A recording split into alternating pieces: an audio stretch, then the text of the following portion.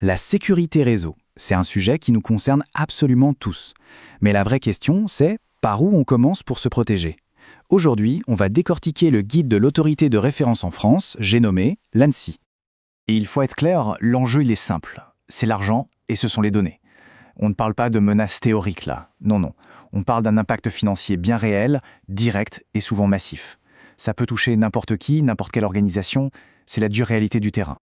C'est la question qui devrait tous nous tenir éveillés. Parce que face à des menaces toujours plus fines, plus sophistiquées, eh bien la meilleure défense, ce n'est jamais le fruit du hasard. C'est le résultat d'une stratégie claire et réfléchie. Alors, voilà comment on va procéder.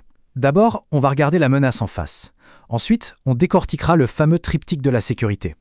Après ça, on verra qui est l'ANSSI, le guide français, avant de plonger dans ses recommandations clés. Et enfin, on terminera sur comment construire sa propre défense. Allez, on commence par le commencement. Avant de vouloir construire des murailles, il faut d'abord bien connaître le terrain. La sécurité des réseaux, concrètement, qu'est-ce que c'est?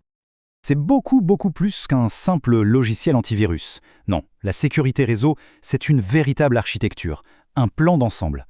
Le but, c'est de protéger l'information sous tous ses angles, et plus précisément sous ces 3 angles les plus critiques. Et voilà, ces 3 angles, c'est le fameux triptyque de la sécurité. On l'appelle aussi la triade CID. Alors il y a 3 mots à retenir, c'est vraiment la base de tout: confidentialité, intégrité et disponibilité. Absolument toute stratégie de cybersécurité, mais vraiment toute, repose là-dessus. Le premier pilier donc, la confidentialité.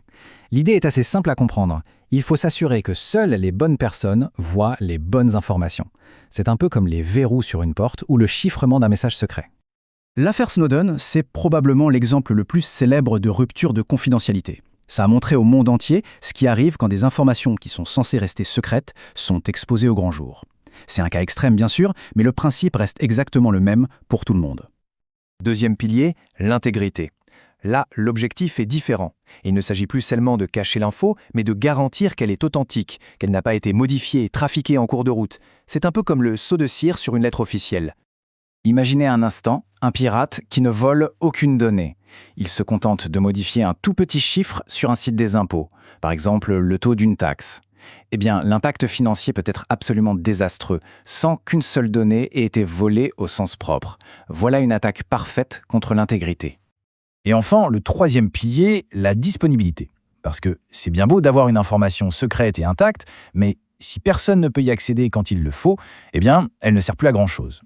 La disponibilité, c'est la garantie que le service répond présent quand on en a besoin. D'ailleurs, les attaques qui visent la disponibilité sont souvent les plus visibles. L'exemple parfait, ce sont les attaques par déni de service, les fameuses DDoS. Le principe, on bombarde un serveur avec tellement de requêtes qu'il finit par s'effondrer et il devient inaccessible pour tout le monde. Allez, petit test rapide pour vérifier que tout est bien en place. La confidentialité garantit la cohérence des données. Vrai ou faux? Réfléchissez bien. Et la réponse est faux, bien sûr. La confidentialité, elle protège l'accès à l'information. C'est l'intégrité qui garantit que cette information n'a pas été altérée. Et cette distinction, elle est absolument cruciale. Ok, maintenant que nos 3 piliers sont solides, voyons un peu comment l'architecte en chef de la cybersécurité française, la NSI, les utilise pour nous aider à construire une défense digne de ce nom. L'ANSSI donc, l'Agence nationale de la sécurité des systèmes d'information. Pour faire simple, c'est le bras armé de l'État français en matière de cyberdéfense. C'est le référent pour toutes les questions de sécurité numérique. Et ces missions, elles vont bien au-delà de la simple protection des institutions. La NCSI est là pour conseiller, pour accompagner et surtout pour former et sensibiliser tout le monde, de la très grande entreprise jusqu'aux simples citoyens. Leurs guides sont de véritables mines d'or. Alors, justement, entrons dans le vif du sujet. Concrètement, que nous dit l'ANSSI? Comment on passe de ces grands principes à des actions réelles, tangibles? C'est le moment de mettre la théorie en pratique. Bon, là, on entre vraiment dans le dur, dans le concret. C'est la philosophie même de l'ANSSI. Et s'il y a un mot à retenir, mais un seul, c'est cloisonnement.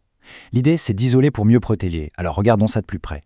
Utiliser un réseau dédié pour l'administration. Qu'est-ce que ça veut dire en clair? Ça veut dire que les actions les plus sensibles, eh bien, elles ne prennent pas la même autoroute que tout le monde. C'est une sorte de voie privée, ultra sécurisée, juste pour les admins. Ensuite, mettre en œuvre un filtrage interne. Ça, c'est capital. L'ANSSI nous dit en gros, attention, le danger ne vient pas que de l'extérieur. Il faut aussi contrôler ce qui se passe à l'intérieur du réseau. Et enfin, consacrer une interface réseau à l'administration. C'est toujours la même logique. On crée une porte d'entrée spéciale, blindée, pour ceux qui ont les clés du château. Vous voyez, chaque recommandation, c'est comme ajouter une brique au mur. La logique est vraiment implacable. Même si un attaquant arrive à passer la première porte, il doit se retrouver coincé avec un champ d'action le plus réduit possible. En fait, toutes ces recommandations, elles convergent vers une seule et même idée, une véritable philosophie de la sécurité qu'on appelle la défense en profondeur. Et cette citation résume parfaitement l'idée. Il ne s'agit pas de chercher la solution miracle, l'unique barrière infranchissable. Ça n'existe pas. Non, il s'agit de superposer des couches de protection. Si la première cède, la deuxième doit tenir. Si la deuxième cède, la troisième doit tenir. Et ainsi de suite.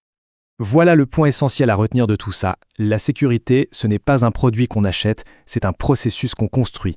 Pensez à un château fort. Sa puissance ne vient pas d'un seul mur immense, mais de la superposition de ses défenses. Il y a les douves, puis les remparts, puis le donjon.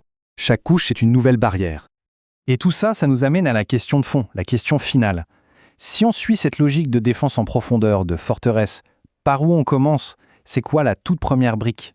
La fondation sur laquelle tout le reste va reposer pour construire quelque chose de vraiment solide. Je vais laisser cette question en suspens. C'est sur cette réflexion qu'on termine ce décryptage. Merci d'avoir suivi.